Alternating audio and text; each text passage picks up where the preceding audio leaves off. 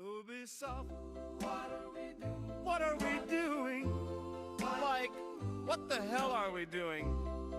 Why are you like this?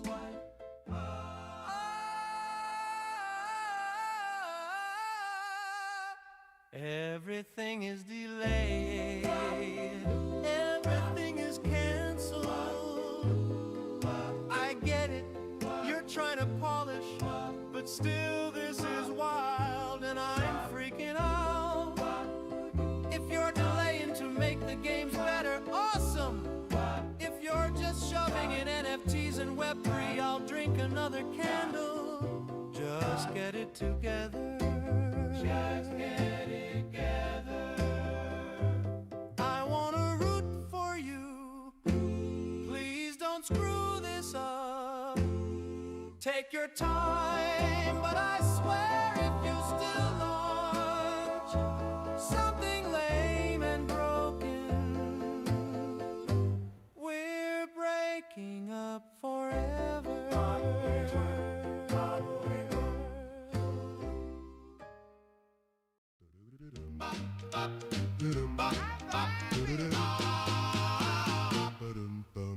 Ubisoft, what are we doing? Like, what the hell are we doing? Why are you like this? Everything is delayed. Everything is canceled. I get it. You're trying to polish, but still this is wild and I'm freaking out.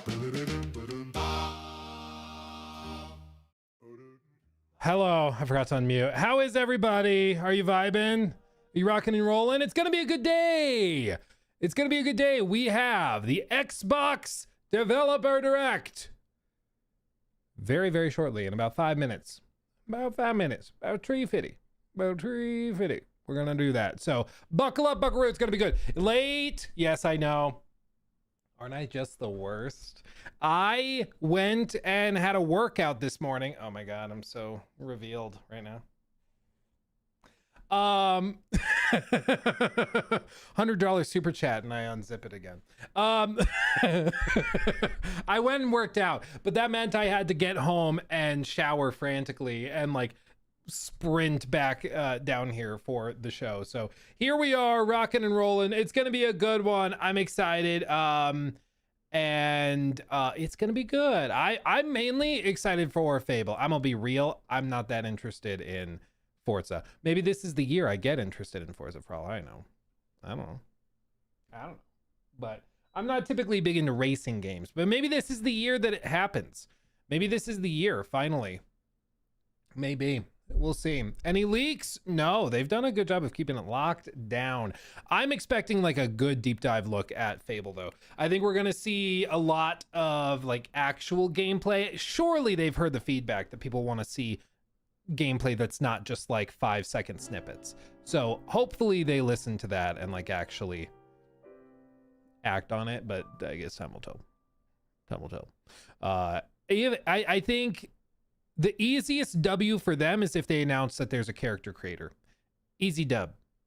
If they announce a character creator, or like some of the good old Fable games, they announce like a male-female protagonist selection, I think that immediately cuts a lot of the negativity off at the knees. Personally, I think the complaints over the protagonist being a little funny looking, I find those complaints stupid. I think that's a bad reason to not play a game. But if they have, like old Fable games do, just the ability to pick between a boy and a girl, easy peasy. Now nobody can complain, you know? Like, boom, easy peasy. Not every game needs a character creator, but if you offer players the choice like you have in the past, I think easy peasy, that could fix it. But I'm really excited for it. I mean, I think it's important not to sleep on Fable. Like, I think this could be crazy. Bite size, dude, it's so freaking funny. I was just, hopefully this isn't weird. I was actually just thinking about you and your stuff earlier today on my drive back from the gym, because I saw, I was listening to the radio and one of the guys made a comment about Puff. It was like, I took a puff and then I thought of Puff, the dragon, and then I thought of Cobes, and then I was like, I haven't watched Cobe's content in a while. Has it been enough time where it's not going to just make me sad? I was like, oh, I wonder what those guys are up to. So it's funny that, you know, you're here. I'm glad you're here. Hope we get Fable's release date. Praise Cobra's magic. Praise Cobra's magic indeed. And may he rest in peace in the sky with the sky gods and Coberton and Ozzy rocking forever with Puff. Amen. What did he say? Samote it be. Yes. Oh, I miss that fella. So it's gonna be a good day. I'm excited. And I mean, I think there probably are a couple of surprises. The one thing I will say is don't expect like Fallout. I think some people were thinking they're gonna shadow drop Fallout 3 remastered. Don't do that, okay? Just don't. Just warning you, don't. Oh, thanks, man. I was thinking about you too in the shower. Awesome. I'm back to working on Cobra stuff. It's coming soon. Homeboy, Rip Ozzy, and Cobes. Oh, that's awesome. That's awesome. I will be eagerly awaiting for that. Yeah, I'm excited for that. That's awesome. Thinking about you and your stuff. You know how I be. You know how I be. So about 1:20 left. We're going to rock and roll. Heads up for everybody. As we normally do, I'm going to make sure. Hold on. Can I turn off ads once the stream has started? I don't actually know. My goal is I'm going to turn off monetization. Automatic mode, manual. There we go. I'm going to turn off ads so they don't interrupt your viewing experience. I'm also going to turn off super chat notifications and stuff. So if you super chat or renew your membership or something, I appreciate you. I love you dearly. Money, please. Blah, blah, blah. Standard streamer stuff. But just heads up, we're not going to like let that interrupt the show for everybody. So if you don't, that's totally fine too. Okay? Cap. With that said, it's gonna be awesome. New showcase alert. Phil, take me away. Take me away to a special place of video games and love. Please don't disappoint me. Don't. So that's my prayer before we get started. Okay. Okay, I think I'll turn the chat off the screen just so it's not extra disruptive. I'll make the camera smaller. Okay, here we go. Buckle up, buckaroo. This year's 25 years of Xbox milestone that celebrates the diverse storytellers, teams, and fans who bring these worlds to life. Let's take a closer look at some of the amazing games. I couldn't read it all. Oops. I was homeschooled. All of the games shown today are available day one on Game Pass. All games shown are also on Xbox Play Anywhere. I do think that's a big deal, honestly. I think that's awesome. The Play Anywhere doesn't get enough love. I don't care. Just my opinion. Cancel me. I don't care. I don't care. Just my opinion. Here we go.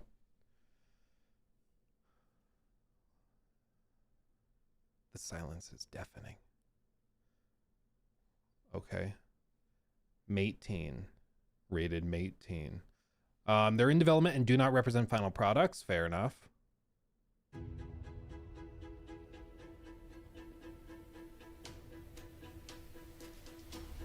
I do love these things.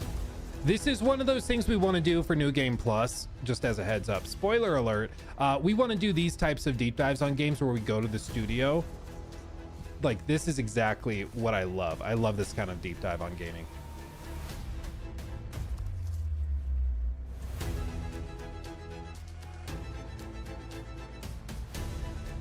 Also, not that you asked, but game studios have the best snack bars. They do.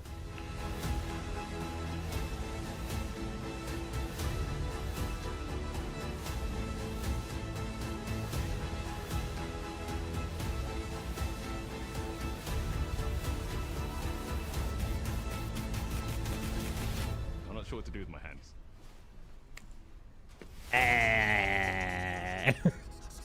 When in doubt, finger guns. It is kind of low, isn't it? I can boost it, but if they balanced it low, I'll just preemptively, we'll boost it a little. If I need to turn it down, I'll turn it down.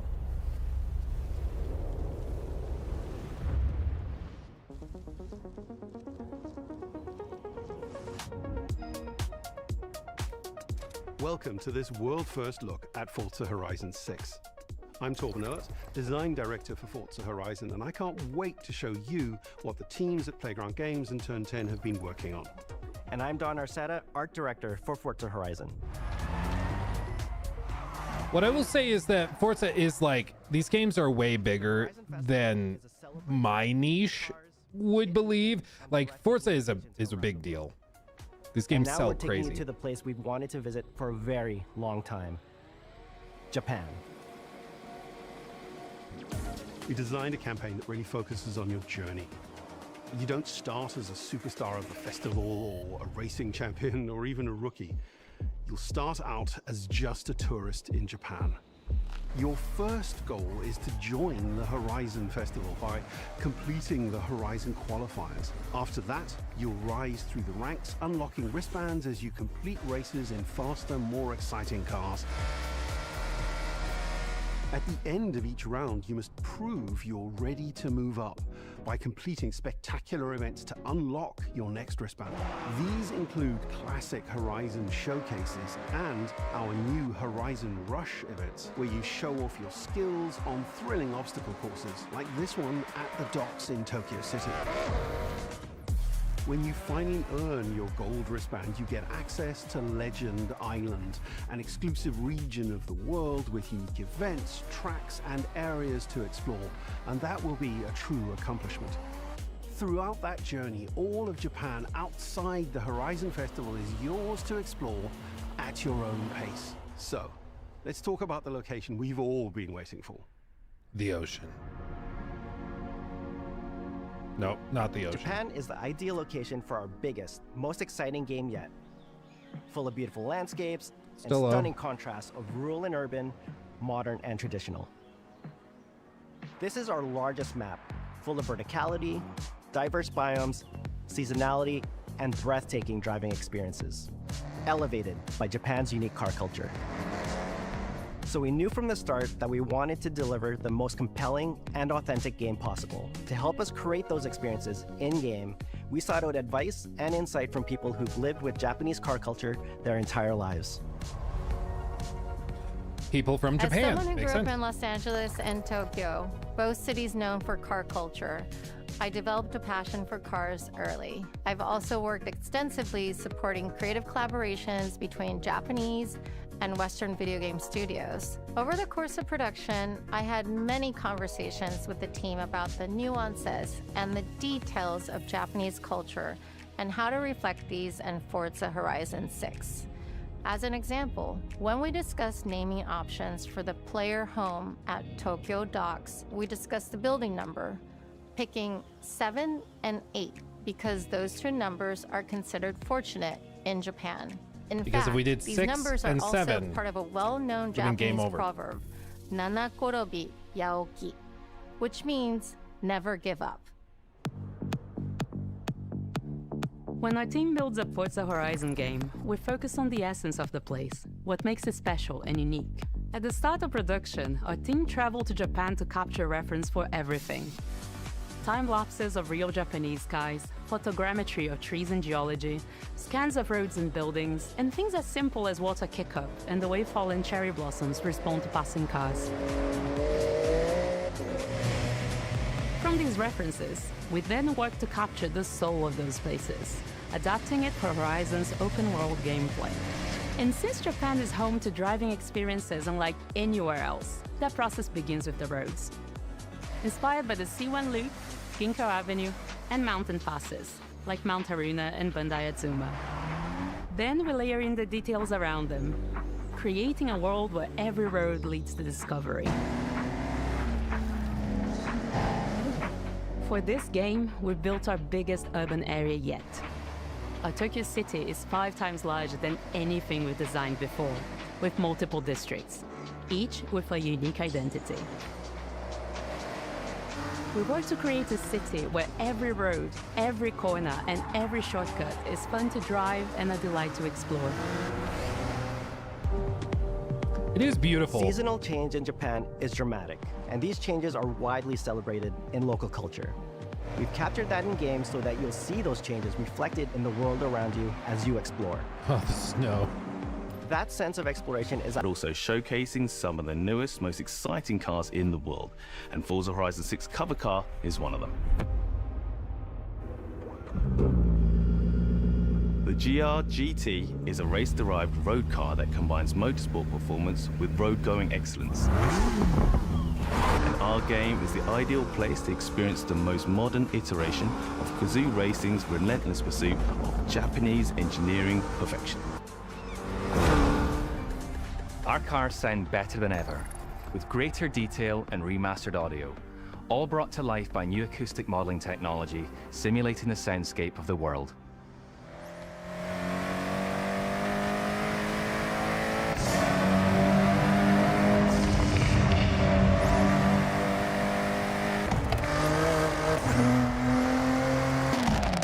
That's pretty good.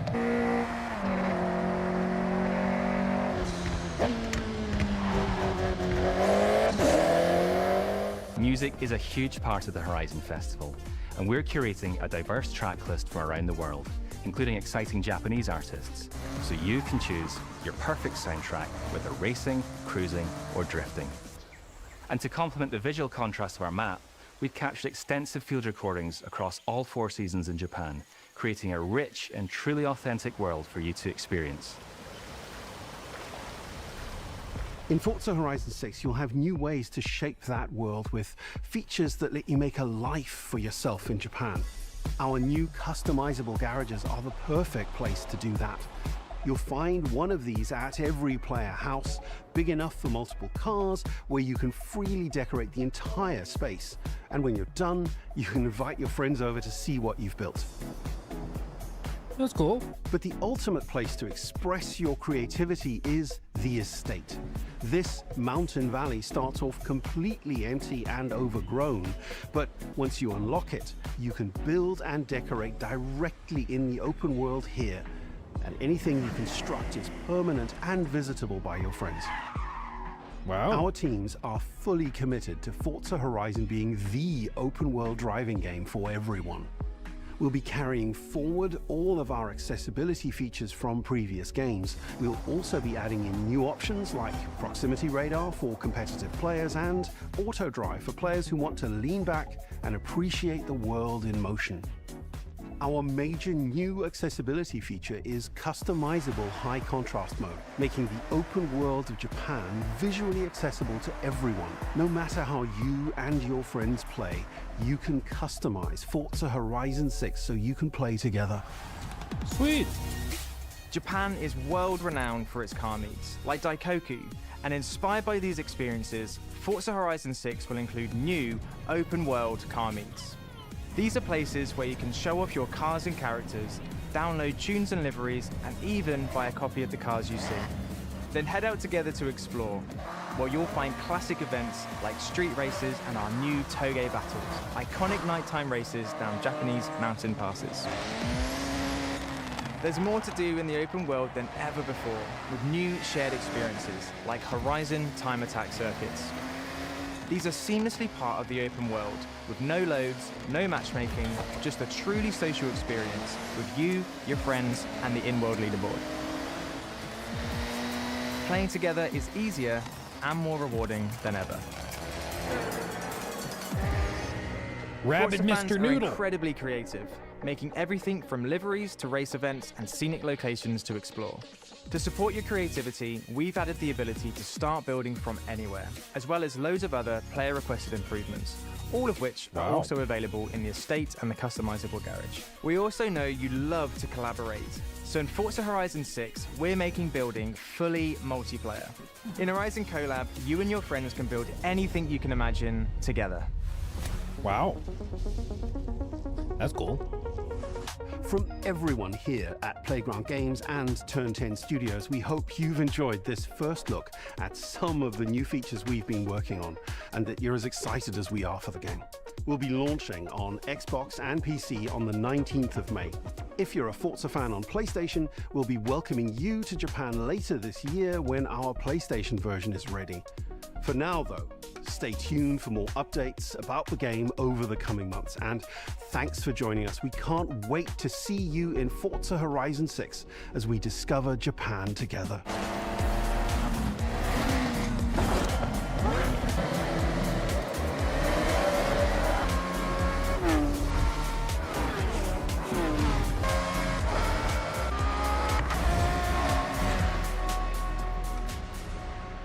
Well, he's pretty good.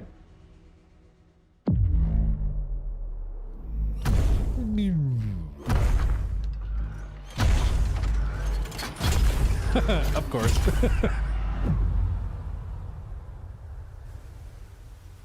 Forza 6 mech smash. Game Freak next, probably. Yeah. They're gonna finish on Fable. They know what they got. And there's allegedly one more surprise game as well. Allegedly.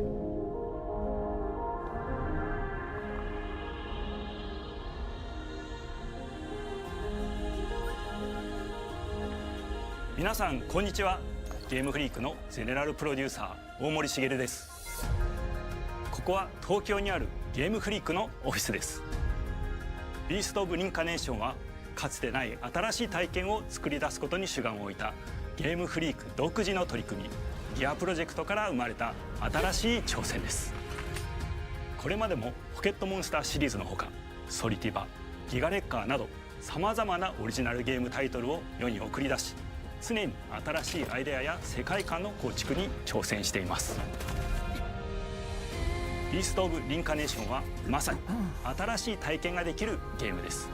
遠い未来、文明崩壊後の汚れに侵食された日本、そして一人と一匹のアクション RPG というゲームプレイで構築されています。One person, one dog. この美しくも過酷なビースト・オブ・リンカネーションの世界で皆さんにも臨場感あふれる冒険を味わっていただくことができればと心から願っています。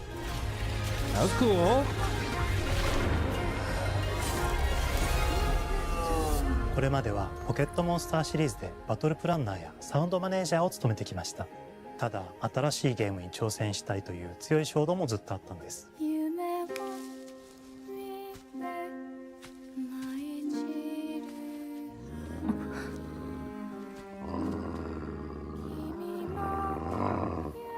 最初は黙々とそのゲームである感覚を自分の心に問いかけることから始めていました。世界観もキャラクターもゲームデザインも決めずにただどんな感覚がいいんだろうと探っていました。そうしているうちにぬくもり、頼もしさ、そして寂しさが入り混じったような感覚が最もしっくりきたんです。自分の心に反応しました。隔離された主人公エマとこの世界を一緒に旅していくぬくもりのある相棒クーもその過程で生まれました。古島からビースト・オブ・リンカネーションのコンセプトを聞いてとても興味を惹かれすぐに参加しようと心に決めました。長年ゲームフリークではポケットモンスターシリーズを通じて生き物やパートナーを描いてまいりました。しかし今回のプロジェクトでは過酷な世界を相棒と共に旅をするという体験を目指しています。汚れと呼ばれる寄生植物が蔓延している世界がかつての文明の廃棄を覆い尽くすほどまでに植物が生い茂った過酷な環境となっておりダイナミックな移動が要求されます。このような経緯で地を自由に操ることのできる鶴のような神をエマの能力にすることになりプロトタイプも出来上がってきました。そしてそれがエマという人物のバックグラウンドとキャラクターデザインを形作っていったんです。Oh, that's some Avatar stuff right there. これまでゲームフリークは動植物や自然と真摯に向き合ってきました。形状を自由に変えられて武器のように鋭くなりつつも美しい、そんな中核となるモチーフとして植物を選びました。ただ単に美しい植物を風景で表現するだけではなく遊びにも植物を取り入れました。しっくりとくるモチーフを見出しゲームデザインとモチーフを紐づけることはポケットモンスターシリーズの開発を通じて培ってきた重要なステップです。モチーフが決まった段階でコンセプトアーティストの幸田一馬さんご協力のもとこの世界のビジュアルを形作っていくことにしました。エマとクーの姿を思い描いた時自然に支配される世界の舞台として日本がぴったりだと考えました。日本の昔から続く山々に囲まれた自然豊かな風景と SF が入り混じった世界をエマとクーが歩く姿を自然にイメージできました。さらに植物をモチーフとした重要な存在として植物と動物が融合した生物でもある腐食体も出来上がっていきました。腐食体のデザインは当時私が注目していたデジタルアーティストの森田裕樹さんにお願いすることにしました。世界の舞台を作ると同時にエマと空の物語を作り上げていきました。ストーリーの舞台は西暦4026年の日本です。遥か昔に発生した汚れという名の寄生植物の影響で人類の大半が消滅した後の世界です。エマは腐食体を狩り、その汚れを自分の体に封じ込めることができるという特別な能力を持っています。ただそれがゆえにエマは恐れられ、人々が住むコロニーから隔離され暮らしています。エマと彼女の相棒となる空は日本の東の地で出会います。また。その空の目的がこのゲームの謎の一つでもあります。名前は何だ？空だ。空から目を離さない方がいい。ああ、分かってる。Seems cute. 封じ後エマ、お前に輪廻の獣討伐の命を。 He said the thing. 都に迫る輪廻の獣を討伐するにはエマと空の力を強化していく必要があります。そのためにこの世界に存在する強力な腐食体主を討伐し、その力を取り込んでいくことになります。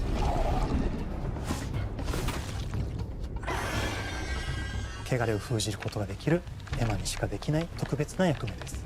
腐食体はこの世界の畏怖の対象であり、最も象徴的な存在です。汚れに寄生されて巨大化していった生物たちです。エマと空が戦う強力な敵です。腐食体は汚れを吐き、その巨体で世界を蹂躙していきました。腐食体の中でもひときわ大きい主と呼ばれる存在は、植物を操り自身の支配地域に汚れの森を呼び出します。汚れの森に入ると周囲の環境がガラッと変わります。手強い腐食体が襲いかかり、プレイヤーの行く手を阻むのです。そしてこの世界にはゴーレムというもう一つの勢力があります。ゴーレムは過酷な世界を生き残るため、かつての人間が魂を機械の体に転送した姿です。2000年の間に凄まじい戦闘技術を身につけましたが、一方で魂は劣化してしまっていて暴走しています。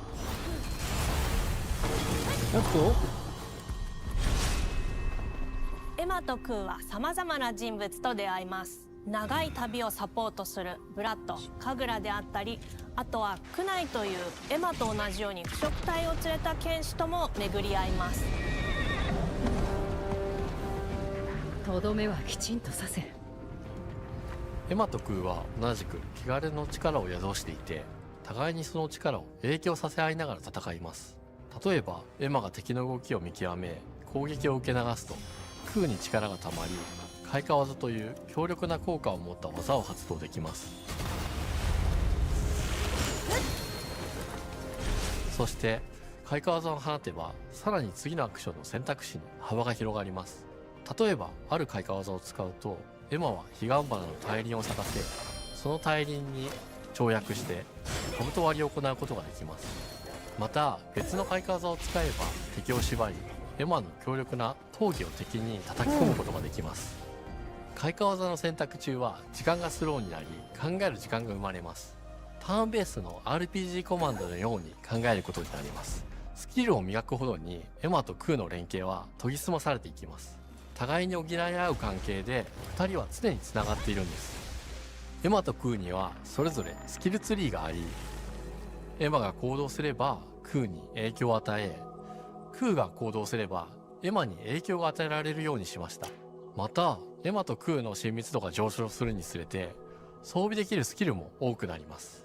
様々なスキルを組み合わせることで独自のプレイスタイルを作っていくことができるんです。さらにエマと空を結びつける霊秘石や、エマが受け流しを行った際に発動する刀の効果を重ねていくことなどで、より奥深い戦闘ができるようになっています。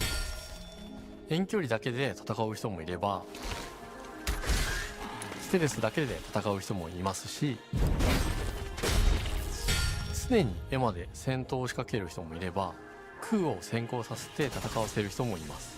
エマと空でどのような装備でどのような霊石と組み合わせて戦うのか、プレイヤーの皆さん次第です。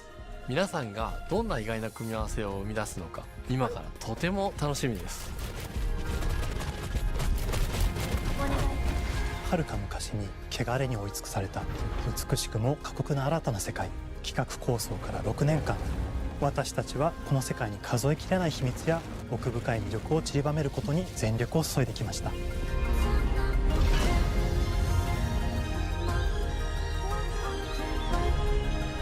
全てのプレイヤーの皆さんにビースト・オブ・リンカネーションの世界を体験していただける日が待ちきれません。本作は今年の夏 XBOX、PC、そしてプレイステーションでリリースされます。さらにビースト・オブ・リンカネーションは発売初日から XBOX ゲームパスでプレイ可能です。ぜひウィッシュリストにご登録ください。ゲームフリークが挑む渾身の新作。It seems cool. I am worried a little bit about like the frame rate. Some of those shots, it looked like they were in like, yeah, like that. That looks like 25 to 30, like a little rough.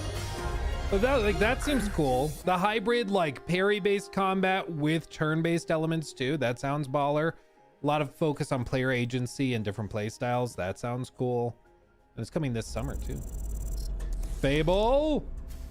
Oh, they're gonna do the surprise. Double Fine. Buckle up, Jacob.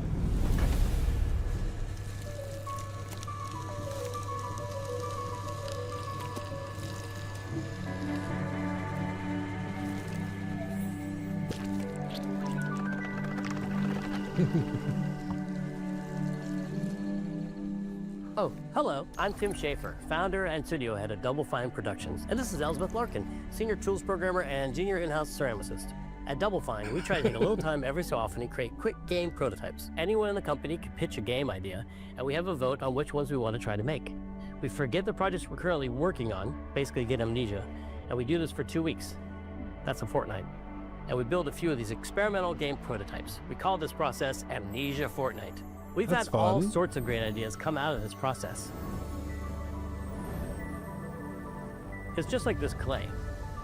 With a little bit of pressure and creativity, something interesting is created that wasn't there before. Our next game came out of Amnesia Fortnight. It's all about encouraging you to create with others, and then use what you create to destroy each other.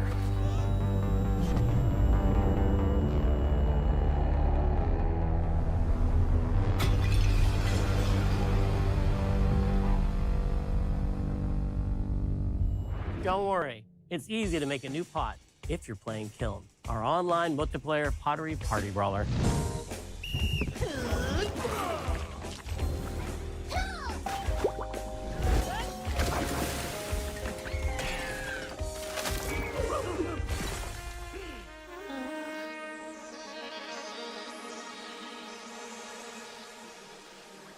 We love to explore new and original ideas here at Double Fine. Alongside last year's Weird But Chill game Keeper, featuring surreal and dreamlike exploration, Kiln is the other side of that coin, bringing high-energy, expressive multiplayer action.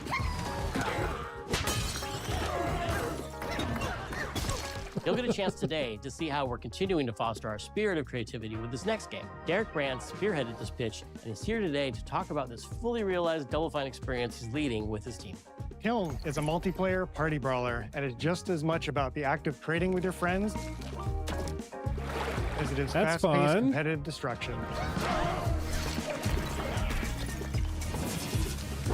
We built this game to respond to your creative design choices, as well as your relentless cruelty to anthropomorphized clay pots.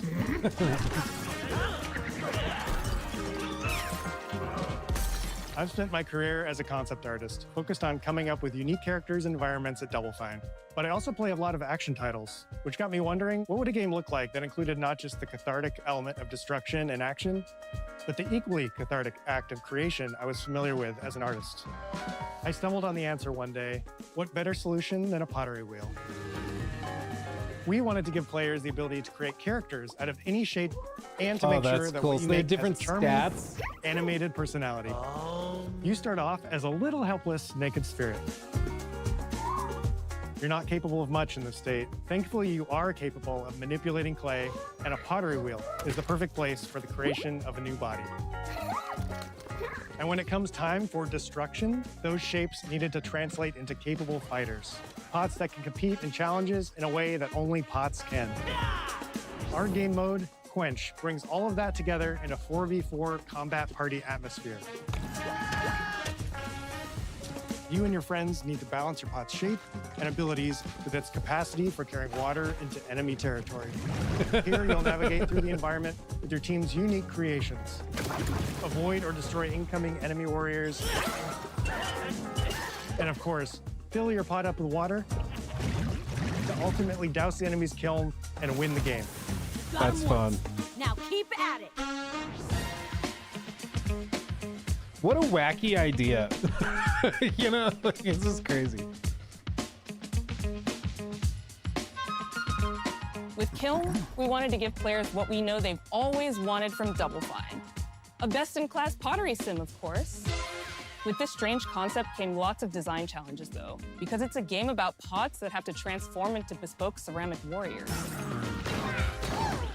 We had to figure out how to make an art tool, a character builder, and a loadout system all together, while keeping the whole experience approachable for anyone, not just pottery masters.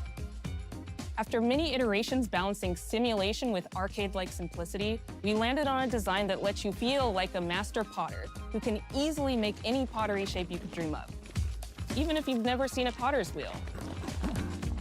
It's weirdly satisfying. It does look weirdly satisfying. We carefully married the clay technology with the behavior of the sculpting tools and controls to make sure anyone can pick it up in seconds.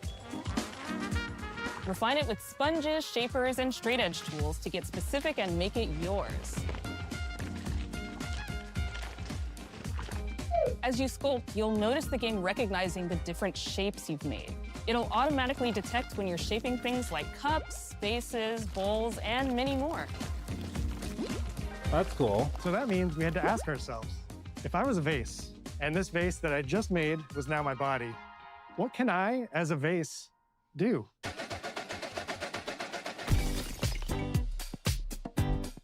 Every pot and kiln needs to have a core set of moves fit for a warrior.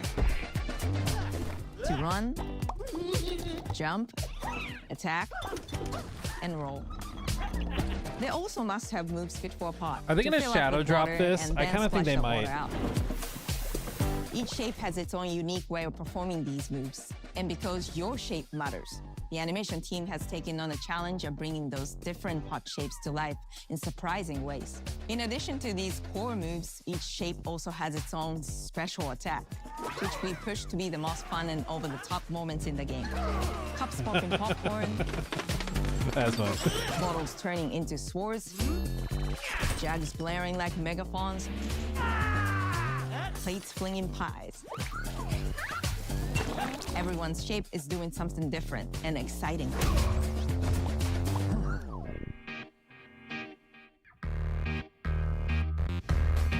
As you fight over the water on the battlefield and try to extinguish your opponent's kiln,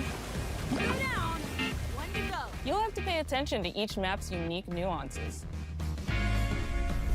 Our mantra of shape matters carries over into our maps. We specifically designed our maps to integrate with how you choose to play and what pot you choose to play as. So you'll see things like secret tunnels that only fit certain size pots and pathways that are only traversable with certain shapes. That's fun. You'll fight on fractured, floating pieces of ancient history, like an ancient Greek nightclub fit for Dionysus. It's even got a dance floor. Navigate Athena's giant strategic war map, inflating sponge warriors with water to rearrange the battlefield to your advantage. Fight in the Egyptian god Set's dingy punk venue, complete with a mosh pit where only one pot can emerge unbroken. Leverage your unique creations. Everything from your size, your capacity to carry water, your speed to cross the battlefield, and other choices you can make will define how you want to approach your playstyle. Do you want a team full of large cups, maximizing your dousing potential? Go that kiln, baby! or a team of tiny ninja saucers ready to quickly smash up anything that gets in their way. Or a unique combination you've discovered that balances power and splashability. If you're skilled enough to end up at the enemy kiln with lots of water, you can unleash a powerful super splash ability that does tons of damage and makes the kiln vulnerable to further attacks, letting you and your team dunk on the enemy kiln to either win big or turn the tide and make a comeback. And that is how it's done. At the end of a round, the cycle of creation and destruction loops around again, and now you're back in the wedge, a multiplayer lobby where you can hang at the wheel and make something cool with your friends. You've just earned XP points and chips from battle. Now you can load up on art supplies and expand your pot-making options. I think of the game being so much about the fighting, but when people play it, they just want to create all day long. Our decoration system was designed to support your creativity. As we did with the design of the sculpting process, we looked to the Pottery Studio for inspiration. We found ways to translate the experience of adding spouts, lids, and handles, as well as glazing to kiln. Every design choice we made ultimately serves the goal of enabling a near infinite range of possibilities. We can't wait to see what your favorite designs are. It's all about my Pizza Party themed small jug. It becomes a drill that can dive under enemies, and it pops up with a special delivery of destruction.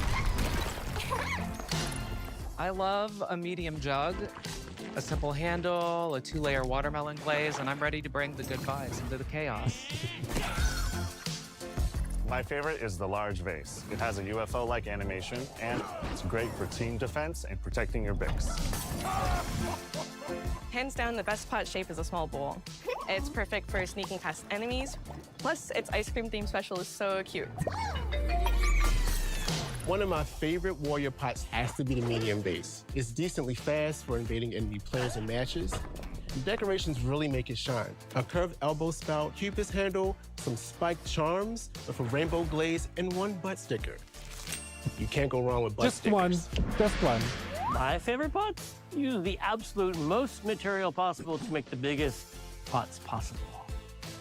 I call it tiny. Whichever pot you decide to create, whether you're a budding artist or a seasoned gamer, you'll be fulfilling your pottery power fantasies when Kiln launches in spring 2026 on Xbox, PlayStation, no shadow and drop. PC. This is just the beginning of the Pottery Party as we bring regular updates throughout the year with expanded decorations, new activities and game modes, and much more. Creating is more fun together, and we'd love your help sculpting this experience. Be on the lookout to throw down with Honestly, fellow Double Fine fans and join the Double Fine it looks pretty fun. Like I'm so sick of like the same old hero shooter over and over again. Something fresh and weird and wacky. It's just nice to see. An online multiplayer party, online multiplayer party brawler, online multiplayer party brawler. I'll never do it twice. Okay, I can do it again. Online multiplayer party poly brawler. It's getting better. Online multiplayer pottery party We're brawler.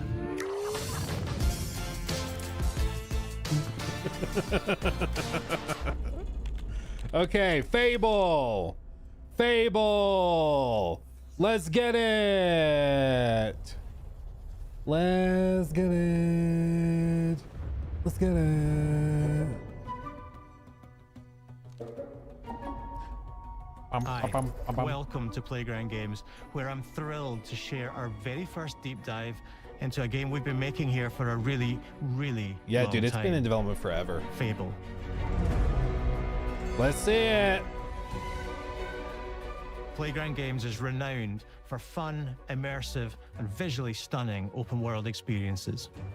Since 2010, we've been developing the Forza Horizon series right here in Royal Leamington Spa, a charming little town in the middle of England. As Horizon has grown, so have we. Over the past few years, we've built a new team to carry that reputation into a new genre that we are incredibly do you see what I passionate see? about. Fable is Playground's Did you see first that? open-world action RPG, and we couldn't be more proud to be carrying on the work of the legendary Lionhead Studios, the original creators of the franchise. And although our game is a new beginning, I think what we're making is really faithful to the spirit of the classic Lionhead trilogy that we all love. At the heart of our game is a simple, recurring question. What does it mean to you to be a hero? Our game is about choices and their consequences. It's packed with action, drama, British humour, moral dilemmas, and quite a few chickens. All of this combines in a fairy tale which could only be fable. In classic Fable fashion, you begin the game as a child, growing up in the sleepy rural village of Briar Hill. It's Briar here Hill. that in a moment of extreme danger, your heroic powers first emerge, and we discover that you are Albion's first hero in a generation. But not long afterwards, disaster strikes, and the people of your village, including your beloved grandma, are turned to stone by a mysterious stranger. Oh, damn. Suddenly alone in the world, you'll set off on an adventure which will change Albion forever. Venturing out into the world is a huge moment because this is Albion like you've never seen it before. Idyllic rolling hills, magical forests. Dude, it's so weird seeing next gen bustling like villages, Fable. sleepy hamlets, oversized vegetable patches, and stunning vistas. And because our Albion is truly open world, for the first time, you'll be able to explore this rich and detailed world seamlessly, with the freedom to go where you want from early in the game. We can't wait to welcome you back to Albion's iconic capital city, Bowerstone. Home to Fairfax Castle, Damn, it's the pretty. old clock tower, and the legendary Heroes Guild. Of course. It's a huge city, full of contrasts. Rich and poor, nobles and commoners, royalty and criminals. You'll spend plenty of time here during the game as you discover the secrets of the Heroes Guild and its reclusive guildmaster, Humphrey the Golden. In the north of Albion, you'll find mountains, craggy coastlines, spooky marshes, and the bleak, windswept city of Bloodstone. Here, you'll meet the leaders of two rival gangs, vying for power, and uncover the secrets of the sinister but extremely well-organized Cult of Shadows. Our Albion is beautiful, handcrafted, and richly detailed. In Albion, heroes are special, different. They're stronger than regular people. They're more skillful, more charismatic. More importantly, they're those rare humans who can harness and use magic in the world around them. They have the power to do what they want. And so do you. In our game, we want you to play as the hero you want to be. And that starts with being able to choose how your hero character looks. So, in Fable, you'll be able to pick from a range of different character heads and customize your clothing, hair, skin tone, tattoos, and scars, so the hero you play represents you. But as well as your appearance, Hell yeah. you can be the hero you want to be through the way you play, through the skills and abilities you learn, and through the weapons you use. Just like the classic trilogy, heroes in our game fight with a combination of strength, skill, and will. Seamlessly Everybody blending game many is ranged saved. weapons with You magical guys are abilities crazy. gives us style-weaving combat. Yeah, F them chickens. Allowing you to show off your personal playstyle against single opponents and large groups of enemies alike. Ooh. Melee is at the heart of our close quarters combat.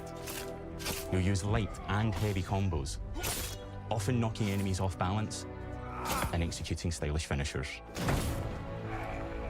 Swap to your ranged weapon to bypass enemy guard and deal with troublesome flying enemies. That's cool. And of course, you'll be able to unleash your powerful spells to both manipulate and devastate your opponents. We're excited Ooh, to be it's bringing back Fable-y. some fan-favorite It's adversaries for you to Fable-y. fight.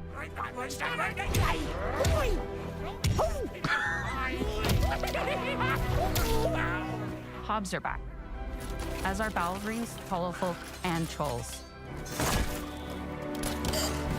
Oh, that's cool.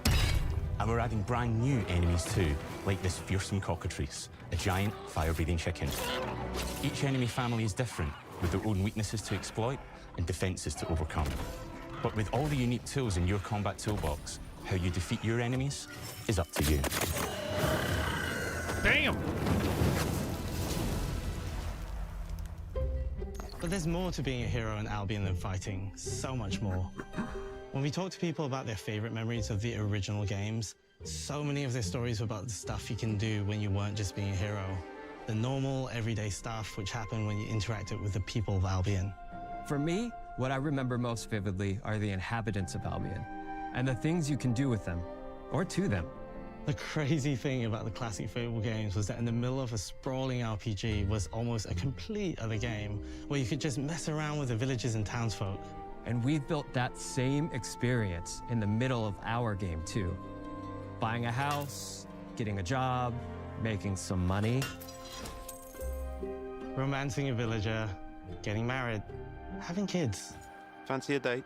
Perfect. You can get to know me better. Dating. Buying another house. Buying every house in Albion. Buying every business in Albion. Getting rich. Marrying a bunch more people. Having a bunch more kids. Probably getting divorced along the way for good measure. And this game within a game is unique to Fable. It's systemic, interconnected, and you see the ripple effects of the things you do everywhere you go. And all of this revolves around the people who live in Albion, who we call the living population. There are more than 1,000 of them, and every single one is unique. Each of them has a name, a role, a daily routine, and their own personality. Wow. You could follow any one of them for a day and just watch them live their life. They'll get up, go to work, spend some leisure time on hobbies, then go home to bed.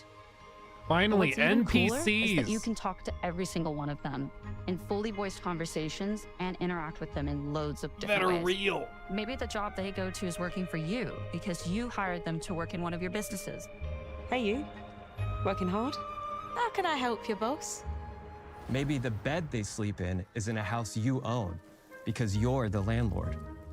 Or maybe their bed is on the street because you evicted them. All right. Oh, it's you. You're awful. And all of the stuff you do affects what they think of you. You're a legend. Because everything you do builds your reputation. Very impressive. Now that's an hero right there. Morality has always been super important to Fable. That tension between good and evil underpinned all of the original games. And morality is central to our game too. But we have a slightly different Kick the take on it. chicken! Yeah, buddy! Like, wait! For us, morality isn't black and white. There are lots of grey areas. Reputation And gained. importantly, morality is subjective. No two people see things exactly the same way. I'm a good And that's how person. it I works kick in our lots game of too. chickens.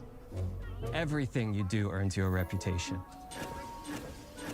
And every person in Albion will have a different reaction to you as a result. Hello there. Yeah, we get it. You're rich. They'll remember things you did directly to them. Oh, They'll that's love cool. you or hate you for the choices you make. And they will always tell you why. Although, usually from a safe distance. Our game will never judge you. But the people of Albion will, loudly. Imbecile. Your reputation is created by the choices you make. And you are going to make a lot of them. Big choices, little choices, moral choices, and some choices that will actually change the landscape of Albion for the rest of your game. We call this idea, your choices change the world. Let's give you an example. Early in the game, you'll meet a character named Dave, an egotistical gardener in a rural village who discovers a magical growth formula. He accidentally turns himself into a giant and becomes a big problem. It'll be your job to deal with him, and ultimately it will be your choice whether to kill him or to spare him. If you kill him, his giant corpse will lie on the farmland just outside of town for the rest of the game. And that crazy. is going to affect house prices. It will also affect what a lot of the villagers think about you. Especially Dave's sister. It affects the real estate the market. choices you make will define you. What does being a hero mean to you? Bro! Dare I say, I At think, Playground Games, I think we've they're built cooking. a pedigree for beautiful, immersive, open-world experiences. Yes, they've typically involved sports cars, but this is a passion project for all of us here. Every member of this team, which we've built from scratch, has two key things in common: a deep love for the franchise and a burning desire to bring it back. We're making this for Fable fans just like us, but also to introduce Fable to gamers who've never played the series before. It's been great to finally tell you a little about the game we're making. There'll be much more to share as we get closer to our launch. I'm excited to tell you today that Fable is coming to Xbox, PC, and PlayStation in autumn 2026. Ooh. From all of us here, thanks for watching. Damn. That was, it's better than I thought it would look, honestly. Like, it looked a lot better than I thought it would look. I thought it looked like solid. I didn't think it would look like that crazy. What's this? Oh, over.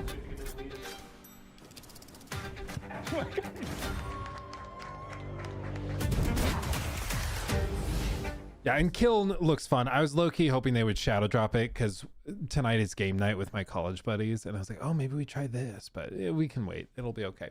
Yeah, Fable, I think, is the standout. There's obviously some super ambitious stuff that they're doing. And if the game hadn't taken so long, I'd be less inclined to believe that they could do it. But like I've said before, there's been other games like AC Origins and Odyssey had NPCs with like full day-night schedules, jobs, homes. Like they had routines and everything. You could do the same thing. You could follow them around the map and watch what they did day to day. They happened to cut all of that out for Valhalla and Shadows for some reason. But like this is something that's been possible with the tech for a long time. It's just, for whatever reason, a lot of open world game designers don't prioritize it. They're like, just go bigger, go more ray tracing, you know? But this actually seems like a good application of it. And you guys know me, I love the idea. Shocker. Capitalist Luke, who used to work in real estate. I love the idea of like a game where you can buy up all the houses and literally be a landlord to NPCs that love or hate you for it. Like, what a vibe, man. What a vibe. Yeah, I'm excited for that. And the character creator, like I said before this stream even started, I said if they have a character selection, I didn't think they'd even have a character creator, which it sounds like they have different heads for you to swap in and out, so it's not like full-on character creator, but you can, it's like an old school character creator where you're just kind of swapping out faces. But this, I mean, I think that alone immediately cuts off at the knees a lot of people's complaints, because there are so many, some of you are even in here, I see you. There are some people who are like, game looks fire, she fugly though. And like that was the limit. It was like, I can't go any further, I can't. But now what's like, what are you gonna complain about, you know? And as I've said before, I think that's a dumb reason to not play a game. Okay, I just think that's kind of a stupid reason. I love me some Arthur Morgan. I don't find him personally attractive, but I love me some Arthur Morgan. You know? if you don't play games because the character is not hot, like you're gonna miss out on some great games. But I think that by offering a character selection and stuff, yes, you do. Okay, you guys caught me. Guilty. Arthur, he can call me Lenny any time of the day, I tell you what. But I think that by offering character selection, that immediately, like, problem solved, you know, easy peasy, lemon squeezy. As for other stuff that they're doing, I mean, the NPCs is like very ambitious. Combat still, I'm like, maybe it looks good, maybe it could use some tightening up. But these types of games, if you've played the old school Fable, you know, like the old school Fable, like Fable 3 was a loud and proud button masher. Like it was unapologetically a button masher, but it was still great because it's more about the world building, it's more about the role play within the universe, and that seems to be what they're doubling down on here. And you know, I used to think that there was a lot of connection between the last game genre and what they're capable of as a studio. You guys remember the team that ended up making Hogwarts Legacy as a passion project, their previous game prior to Hogwarts Legacy was Cars 3 Driven to Win. Like, I'm not even joking. But then they ended up coming out with Hogwarts Legacy, swinging for the fences, but it's because it was a labor of love and they wanted to do it right.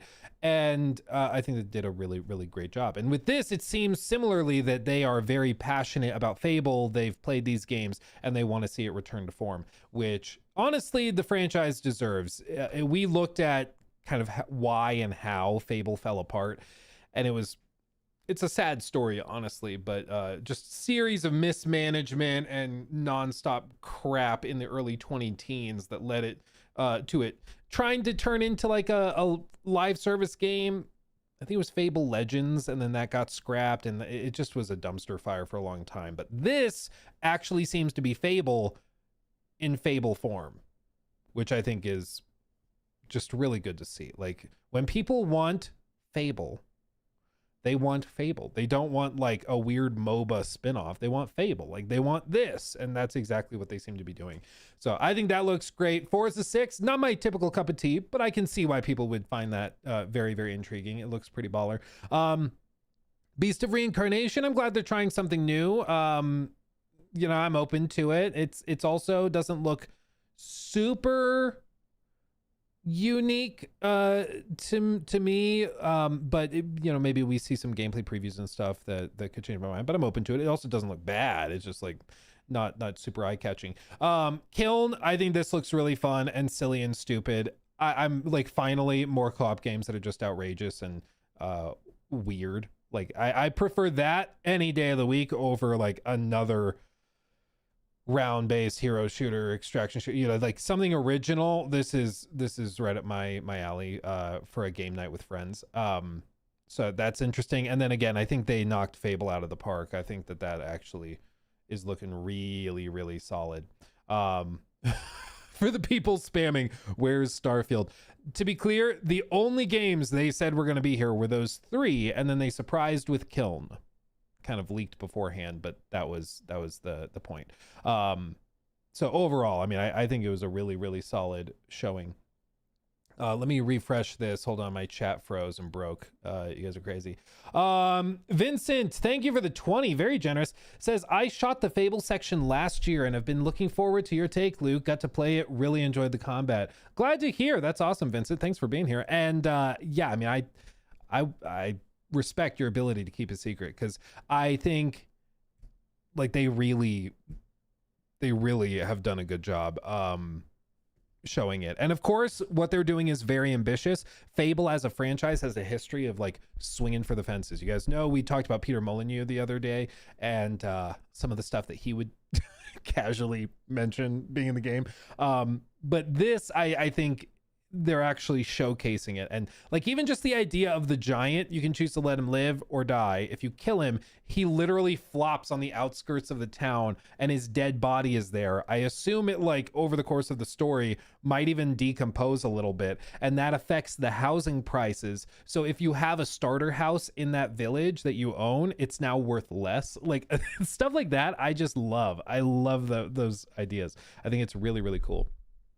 But can you plant a tree? Dude, that would have been a funny thing for them to drop. You can even plant a tree and watch it grow. And like the stuff of having a wife and a bunch of kids, and they're like, oh, with a healthy divorce in between, of course. So like, you could just get married, have a child, divorce them immediately, go remarry, divorce them, have another child, and just cycle through. Like, do the children follow you, or do they stay with the person you divorced? Like, how does that work? Otherwise, you could just have like 50 kids in one house that you own. You know, that would be crazy, but who knows? Yeah, let me catch up on these real quick, guys. Bones, thank you for the 2. I thought it was a great PlayStation showcase. LOL, LMAO. Ford Factory Reset, thank you for the super chat. Mr. Mo, thank you for the 5. I hope I can evict a merchant from their house and then buy their store because they can no longer get to afford it. Oh, that's funny. That's funny. You get a merchant who runs a store, and then you evict them, and they're homeless now. Yeah, I mean, that could be funny. That could be funny. I wonder how much simulation stuff there is, because there's kind of 2 ways to do it, where it's full sim, or you just have it if this then that, with like 2 or 3 options. It's like if they're living in the house, they are here, and if they are not living in the house, they live on the street here. And when you offer them to live in a house, they move there, and like, you know, it's basically 2 options. But if they have it more sim based, that could be really, really cool.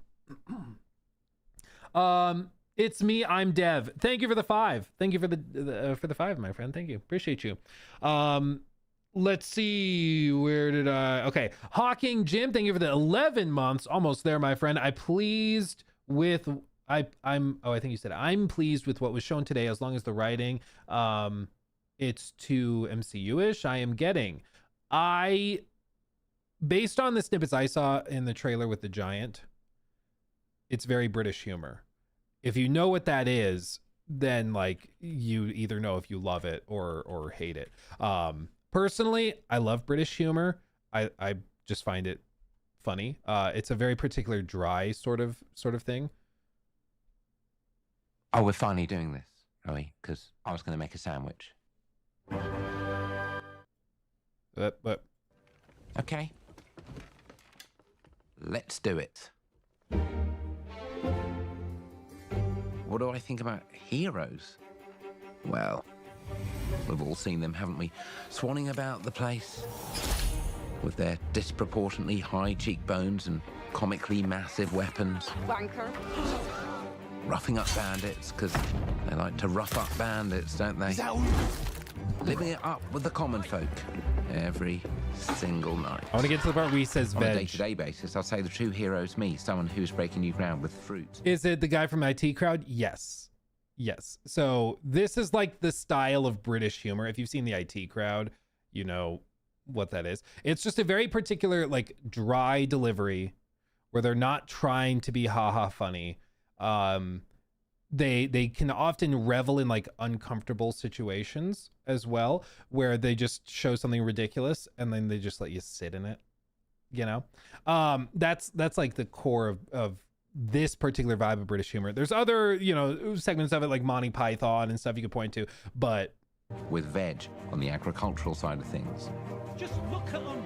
not wafting around mythical creatures.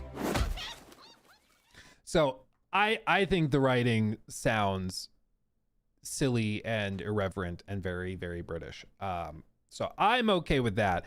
I'm less concerned about it because I think in order to do British comedy, you have to kind of go anti-MCU with it. And I mean, I think the message has been received loud and clear at many studios that Forspoken dialogue is a bad idea.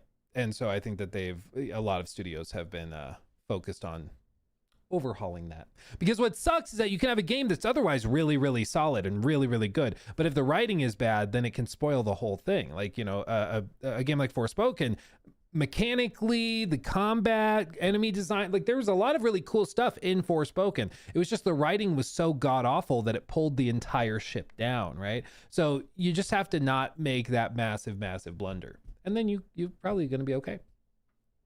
Let's see. Lucky, thank you for the month of membership. We think they keep the tradition of promising 1 billion and fulfilling 1 million of them. Oh, do we think they are going to do it? The thing is, this, to be clear, this is not the same team that worked on the previous Fables. Like, this is the Forza, like this Playground Games. The original studio that did Fable, I don't think exists anymore. Whatever it was called, Lion something.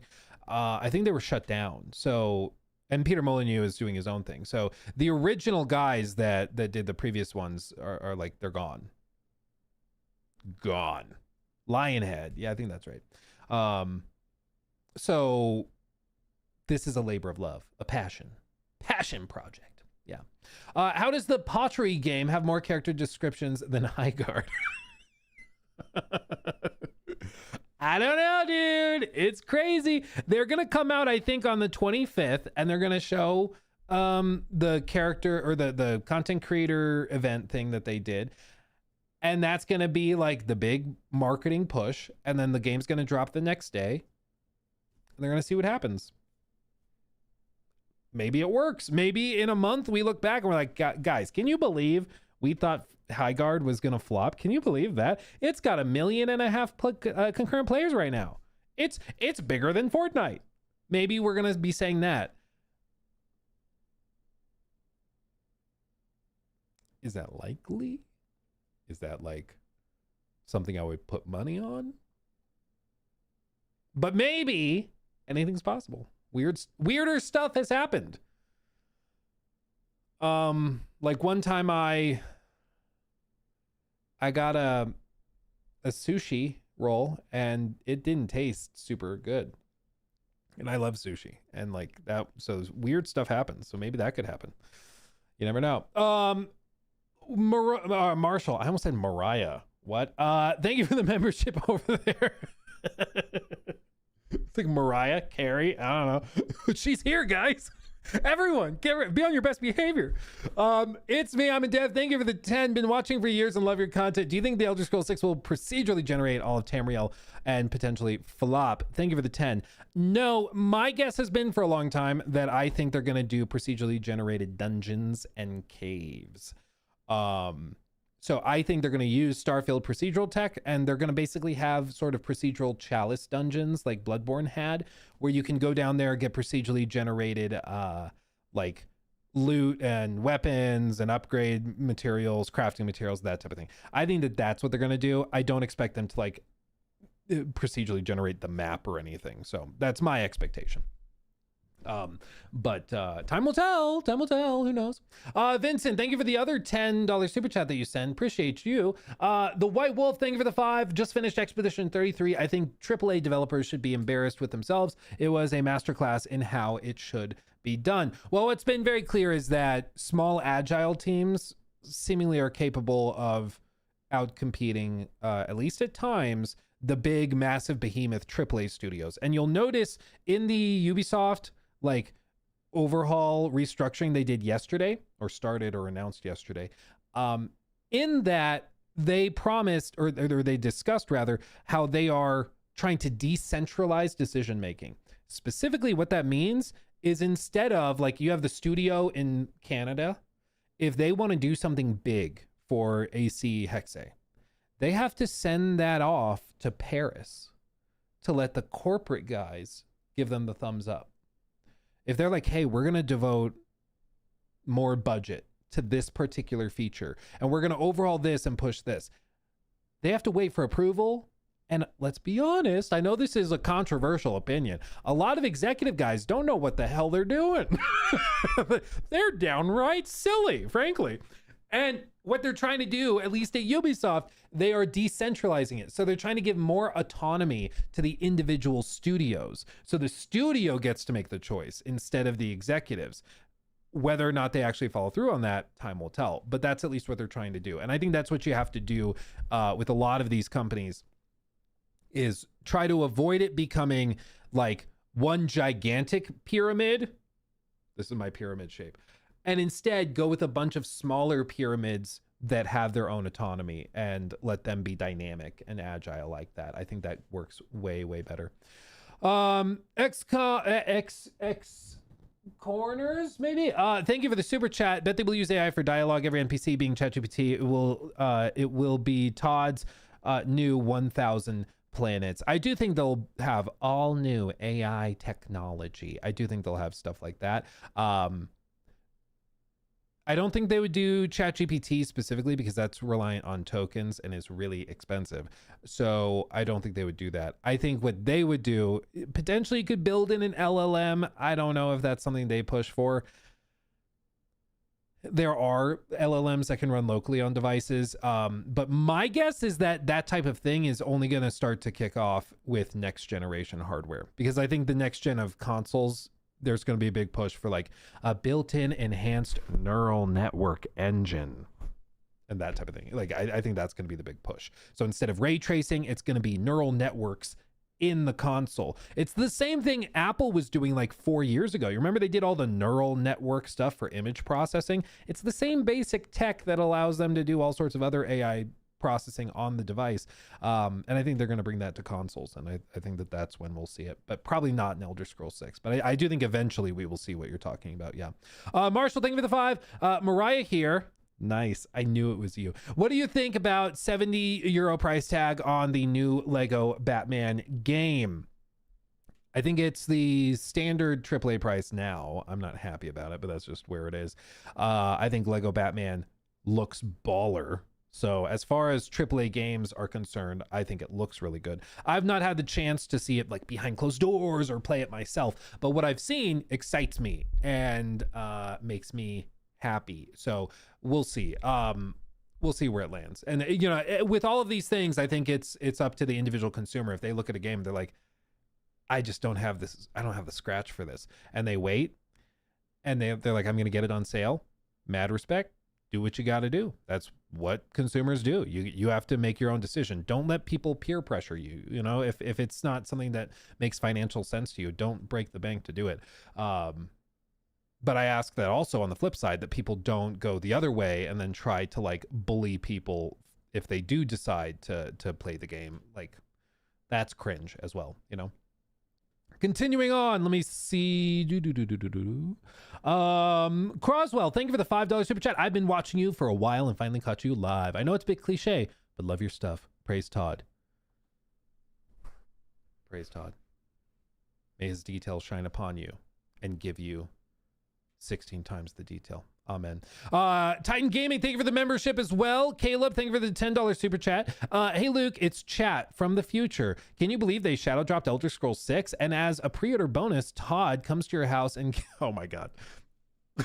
I'm not gonna finish that. Let's just say there was a riveting pre-order bonus he described. That I think the timelines must have converged. You must be meaning the Todd reveal at the Xbox showcase in June. Maybe that's what you're referring to. Defix, thank you for the 10. I hope they will do procedurally gen for the other dimensional areas, because they would shoot themselves in the foot if they did not. If they did that for the open world areas and dungeons. I think it's just they have this procedural tech. I don't think they're going to just set it on a shelf for 20 years until they do Starfield 2. So I think they're going to use it in some capacity. My guess is that it's probably going to be like dungeons, or maybe you're right. Maybe it's like alternative dimensional stuff where it can kind of get away with being a little like weird, you know, maybe that's what they do. I'm not sure, but hopefully they listen to the feedback and they respond to it and are like, hey, maybe we shouldn't like rely on that entirely. Like when people think of BGS, they think of hand built and like custom environments and scenarios and stuff. Maybe we shouldn't go crazy with that, you know, but we'll see what they do. And Cam Place, thank you for the 2 here for Forza 6. So excited. Hell yeah. I honestly, overall, I think the show was really, really solid. I think they should be very proud of what they've put together. Yeah, Fable specifically, I expected it to look solid, and I've said, you guys know, for like a year and a half, 2 years, or I guess it's been like 2.5 years probably since they revealed it. I've said since then that I think that it looked really cool. And now that they seem to be specifically countering some of the feedback, it's encouraging. And I'm excited to see where it goes. There's still, you know, question marks as to whether they can actually pull off the NPC stuff, whether they can actually pull off some of the crazy dynamics and sim stuff that they want to do. But what I've seen looks really, really interesting. And I think it looks really solid. I bet Kiln will do really well too. Being on Game Pass helps a lot, dude. And it's just weird and different. Like, do I think it's something that's going to have a like 50,000 concurrent player base in 6 months? Like, no. But I think the key with these quirky live service games is that you don't spend $400 million on it. Novel. Crazy concept, I know. But if you spend 400 million, your game has to be literally the second coming of Fortnite. Otherwise it flops, right? Like you just have to make so much money. Otherwise it doesn't work. But if you do something weird and experimental and you've got like 15 people working on it and it's effectively the scale of an indie game, then if you get a solid reception, you do pretty well for you know, a day or two, or not a day or two, like a few weeks or a month or two. That's all you really need for it to be like super profitable and to make sense. It's just about scale and managing that scale. And that's been the thing that's been totally lost in the era of like the post-COVID era. And I think a piece of it, like this is the boring piece of it, but I think that this is important. Back in 2020, like this is my bread and butter because I have a degree in corporate finance. Take a shot. I mentioned it. In 2020, money was so cheap. Interest rates were so low that you could take out these massive loans. You could get massive investments from people that were leveraging their investments. You could do all sorts of crazy stuff financially that you could not do literally at any other point in the last 50 years. Okay. And because of that, companies had basically access to unlimited money, free money, because you could borrow it at a lower interest rate than inflation, which means you borrow money and literally if it just like sits for you, like it just is free money generation, basically. It's insane. It was outrageous. A very weird time. But that money was then spent on greenlighting a lot of projects that have launched in the last like 3 to 4 years. And they launched projects that otherwise would never have seen the light of day because they don't make sense. Like they just don't make sense. But because the money was cheap and accessible, these executives said, well, what's the worst that could happen? Like, we'll just throw the money at the wall, give it a shot. So they end up spending hundreds of millions of dollars on stuff or even billions on stuff that they wouldn't have otherwise spent it on because the money was cheap and easy to access. And you even see it to a much smaller extent. Like the same basic phenomenon has happened with people I know who went and bought a house when debt was cheap in 2020. And now their adjustable rate mortgages, their 2-1 or 3-2-1 buy downs have expired. And now their interest rates gone up.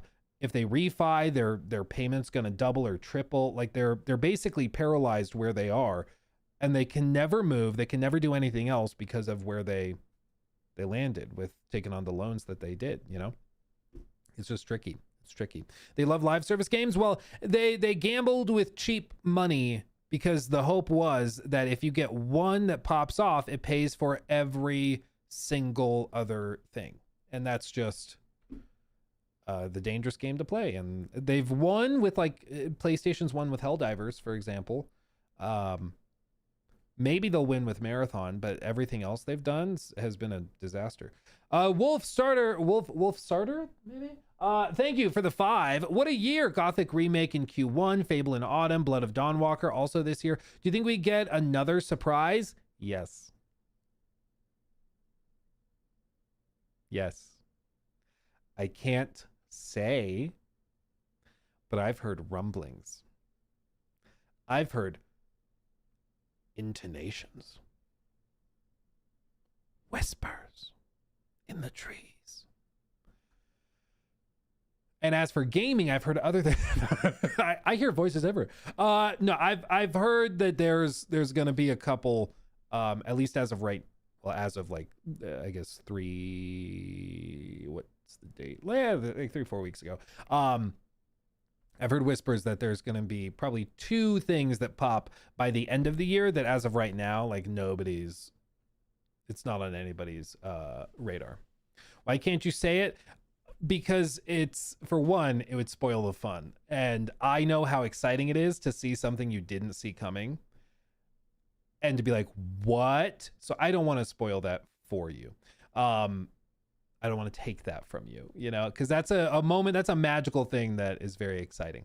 That's for one of them, okay? For the other one, there may or may not be like binding stuff that, you know, legally binding stuff where I don't want to get somebody else in trouble and I don't want to get myself in trouble either, you know. But all I can say is that, you know, there's going to be fun stuff. There's going to be fun stuff. But like in December, I think the games, like the best things you played this year list will look a little different than you expect it to look right now.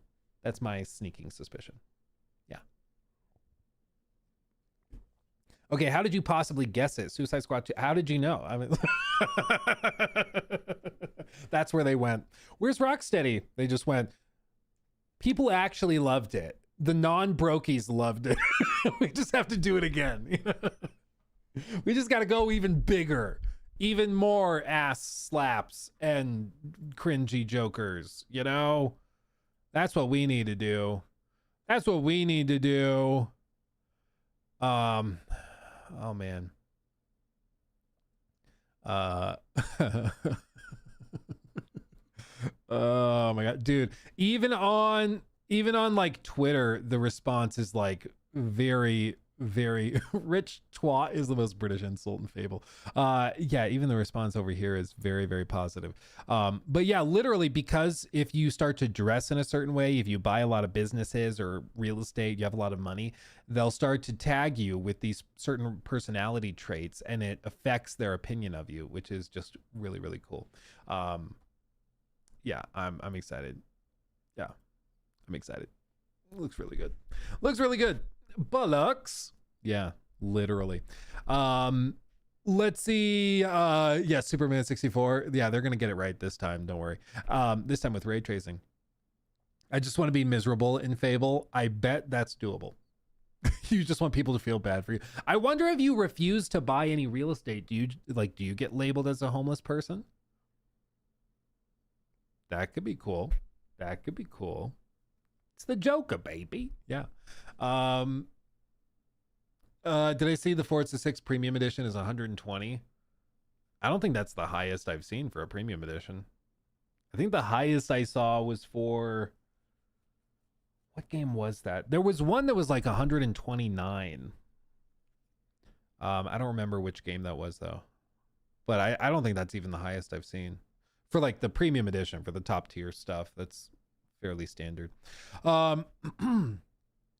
Let's see. I mean, technically Anthem 2. I think Anthem 2 might actually stand a shot.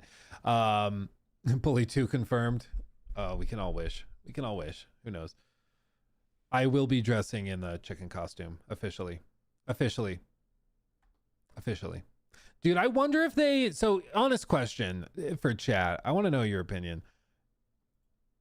They have a character selection and like character creator. Do you think they had this the entire time? Or do you think they worked on this since it was revealed in 2020? I think it was revealed in 2023. Like, do you think that this is something they worked on like 2 years ago because they saw the feedback? You think like this is new? They panicked? They worked on it? I mean, it's kind of my feeling as well, considering that they stuck to that protagonist for all the other reveals and trailers. So it makes me think that maybe like either they were trolling the whole time and they were just seeing who was like in action, like who was going to be upset about it, right? Or they actually saw the feedback and acted on it and added this in. Either way, I'm glad. Like I think it's bizarre that they were going to do a Fable that didn't have a character selector at the very least, but I mean, it's such an easy W that like, and we're seeing it now where people are like, well, the thing I was going to be upset about is not a problem now. So cool. Like it's such an easy W that I'm glad they went and did it if it was not done back then. But I'll tell you what, if I get the chance to go and like speak to one of the devs or something, I'll ask them. I don't know if they'll tell me, which I think if I ask them, hey, was the character like creator selector thing, was that in the game back in 2023 or is that something you guys added after the feedback? They might not tell me. And if they say I can't comment on that, I think that tells you it probably wasn't in the game back then. But if they say, oh no, it was back then, we just were like showing one playable character, that's it. I don't know. But I'll ask. I promise you, I'll ask, okay? I'll let you know. One of our goals with New Game Plus is that we want to be able to go and do dev interviews. We want to go to the studios and actually humanize the development of these games. We want to do kind of a merging of the Xbox developer direct and like no clip documentaries. That's kind of our vision for it. And I think this would be a really, really cool one to do it for. I think it'd be really, really baller. So we'll see. And keep asking if they're coy. Well, it's always like if they give a half answer, you can follow up. If they literally can't say, and it's one of those things they've been told you can't mention this, of course you got to respect it. Like you don't want to get them in trouble, and they're being generous by even talking to you. But I just am genuinely curious. Like I just am genuinely curious. But anyway, let's see. John the Tank, thank you for the 10. I think Double Fine can be really useful to Xbox. Let them make fun, smaller games to launch in between the big games. I played Keeper last month, and that was a fun little game. Yeah, well, and they are one of those creative houses that just tries wacky, silly, crazy stuff. And I think you need that. If you're just going to chase the AAA massive stuff, it's just soulless. Like, you lose that creative flair and spark. And part of the original vision of Xbox was that they were going to allow teams to make the games they wouldn't otherwise make, right? Because they wouldn't be pressured and limited based on what would be commercially viable in a traditional sense, selling for $40, $50, $60, whatever. That was the original vision of Game Pass and one of the selling points of it. It's why we got like Pentiment, right? But that's kind of taken a back seat in the last couple of years. And it's why I've been frustrated that there's like very, very little communication from Xbox executives on this point. Like, there's just mixed messages across the board. But the fact that we're getting this game, Kiln, I think is a cool thing. And I hope that they let them keep experimenting and do weird stuff, you know? Try wacky stuff, you know? That's the thing. I think it's good. It's healthy for the industry because you get weird games like Pentiment. Again, Pentiment would not exist if it weren't for like Daddy Warbucks bankrolling that, because you kind of need it, you know. There's no shot that game gets greenlit, being as unique and weird as it is. But it ended up being like a solid 10 out of 10 if you like those types of narrative games. You know, it's fantastic. Really good. Really good. Sorry, putting the drink back in the mini fridge. Okay, fam, I appreciate all of you. I think I'm going to call it there. I've got to film a couple of things. We got to launch a video on the main channel. I tried Torchlight Infinite. Actually, I had a pretty good time with it. So we're going to post a video on that. But also do a video recapping this event and Fable and all that. So we'll get those videos up, rocking and rolling, okay? I love you guys desperately. Thanks for hanging out with me. You guys are wonderful, as always. Appreciate the gosh darn heck out of all of you. Also, over on Twitch, thank you, Unearthly Whales, Cool German, the Rogue Otter, for all of those subs. Trixie, thank you for the sub as well. Appreciate you guys and all the new follows. You guys are awesome, okay? Okay? Appreciate you. After your response yesterday, I decided to install Mafia 3 as a new entry, also worth picking up. Yes, play it. Especially play it when like Mafia 1 and 2 remakes are fresh. It's pretty baller. Okay, much love, everybody. I'll see you in the next one. Hugs and kisses. Bye-bye.